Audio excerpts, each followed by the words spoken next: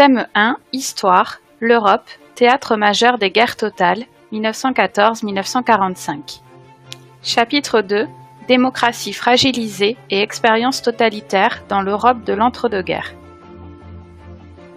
Avec comme problématique, comment les régimes totalitaires menacent-ils les démocraties dans l'Europe de l'entre-deux-guerres? Grand 1, le régime totalitaire soviétique. Petit a, Lénine met en place un nouveau régime. Souvenez-vous de la fin du chapitre 1. En 1917, Lénine et les bolcheviks s'emparent du pouvoir en Russie. S'inspirant des idées de Karl Marx, Lénine veut abolir la propriété privée et créer une société égalitaire. Il estime que la dictature du Parti communiste, appelée la dictature du prolétariat, est nécessaire pour atteindre cet objectif. Durant la guerre civile, entre 1917 et 1921, Lénine et le parti bolchevique imposent leur dictature et interdisent les autres partis politiques. Ils nationalisent les grandes usines et les banques et réquisitionnent la production des paysans pour alimenter les villes et l'armée. En 1922, il crée un État fédéral sous le nom d'URSS, Union des républiques socialistes soviétiques, dont vous avez une carte ici à l'écran, délimitée par une frontière rouge. Petit b, Staline collectivise l'économie. Après la mort de Lénine en 1924, Staline s'impose au pouvoir en se présentant comme son héritier. Sur l'image à l'écran, vous pouvez voir Lénine en fond sur le drapeau et Staline devant. Il oblige les paysans à entrer dans de grandes fermes collectives appelées les kolkhozes. C'est la collectivisation des terres, c'est-à-dire la mise en commun des terres, des outils et du bétail.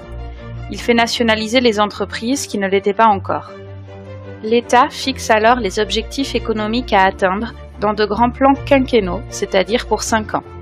L'URSS devient une grande puissance industrielle, mais la population manque de biens courants et de produits alimentaires.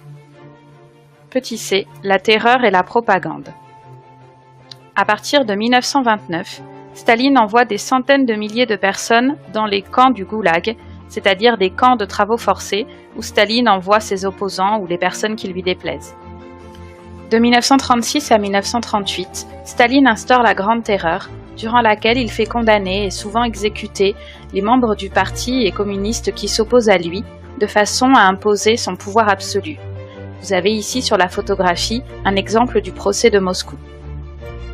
Staline utilise la propagande, médias, journaux, affiches, radios, développe le culte de sa personne et vante la supériorité du régime stalinien. Les jeunes sont embrigadés dans des organisations de jeunesse et les travailleurs encadrés par le syndicat communiste. Le pouvoir stalinien organise de grandes manifestations pour montrer sa puissance. Grand 2, le régime totalitaire nazi. Petit a, Hitler installe la dictature nazie. À partir de 1929, l'Allemagne est touchée de plein fouet par la crise économique et l'augmentation du chômage. Hitler, le dirigeant du petit parti nazi, appelé le NSDAP, accuse le traité de Versailles, les Juifs, la République d'être responsables de la crise. Son parti progresse et devient le premier parti d'Allemagne. Le 30 janvier 1933, Hitler est nommé chancelier par le président Hindenburg. Hitler installe alors rapidement sa dictature. Il se fait octroyer les pleins pouvoirs, puis fait interdire tous les partis autres que le parti nazi. En 1934, à la mort d'Hindenburg, il se proclame Führer, c'est-à-dire guide. Petit b, une idéologie raciste et expansionniste. Hitler a développé ses idées dans Mein Kampf, c'est-à-dire Mon combat, écrit en 1923. Pour lui, les Allemands appartiennent à la race supérieure des Aryens. Ils doivent écarter les Juifs qui menacent la pureté du peuple allemand, réunifier tous les Allemands dans un seul État et partir à la conquête d'un espace vital, c'est-à-dire un territoire nécessaire à leur épanouissement. Hitler se prépare donc à une politique expansionniste en réarmant le pays en violation du traité de Versailles. Dès 1923, Hitler met en place une politique antisémite, c'est-à-dire hostile aux Juifs.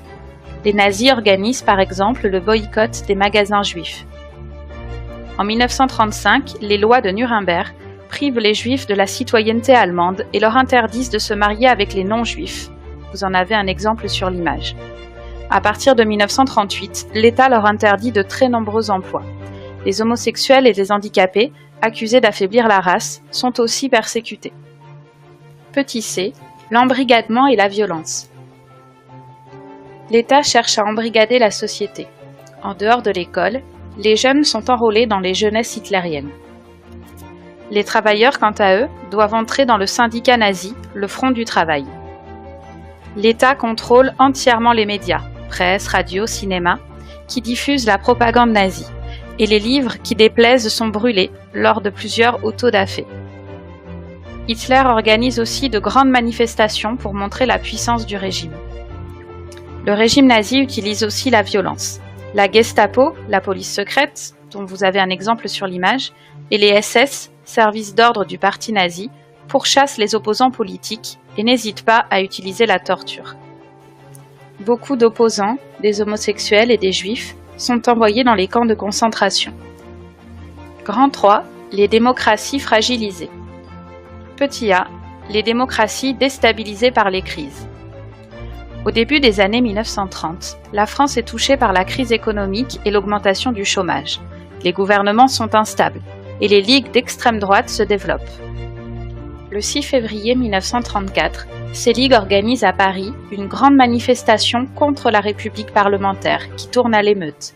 Les forces et partis de gauche, qui craignent le fascisme, se rassemblent alors dans un front populaire. En mai 1936, les partis du Front populaire, le PCF, le SFIO et les radicaux de gauche, gagnent les élections législatives. Dirigé par Léon Blum, dont vous avez la photographie à gauche, le nouveau gouvernement réalise de nombreuses réformes sociales que vous trouvez sur le tableau à droite, comme les premiers congés payés et la semaine de 40 heures. Mais l'expérience prend fin en avril 1938, quand les radicaux quittent le Front populaire pour fonder un nouveau gouvernement avec le centre droit. En Espagne, le général Franco, que vous voyez au centre de la photo à gauche, se soulève contre la République. Il s'ensuit une terrible guerre civile. Franco, qui reçoit une aide militaire de l'Allemagne nazie et de l'Italie fasciste, l'emporte en 1939 et installe rapidement une dictature en Espagne. Cet événement a particulièrement marqué Pablo Picasso, dont vous avez le tableau Guernica à droite. Petit b, l'impuissance face à l'Allemagne nazie. En mars 1936, l'armée allemande se réinstalle en Rhénanie en violation du traité de Versailles. La France, qui craint une nouvelle guerre, proteste mais ne réagit pas. L'Allemagne nazie rompt ensuite son isolement en s'alliant avec l'Italie de Mussolini. Comptant sur la passivité des démocraties, Hitler se lance ensuite dans une politique d'annexion. En mars 1938, l'armée allemande envahit l'Autriche, c'est l'Anschluss, c'est-à-dire le rattachement de l'Autriche à l'Allemagne, que vous pouvez voir en jaune sur la carte. Hitler revendique ensuite la région des Sudètes, en vert intermédiaire sur la carte, située en Tchécoslovaquie et peuplée en majorité d'Allemands. Il obtient l'accord de la France et de l'Angleterre lors de la conférence de Munich en septembre 1938. Il annexe les Sudètes, puis envahit la Tchécoslovaquie, ce qui n'était pas prévu dans les accords. En août 1939, l'Allemagne signe avec l'URSS un pacte de non-agression, le pacte germano-soviétique.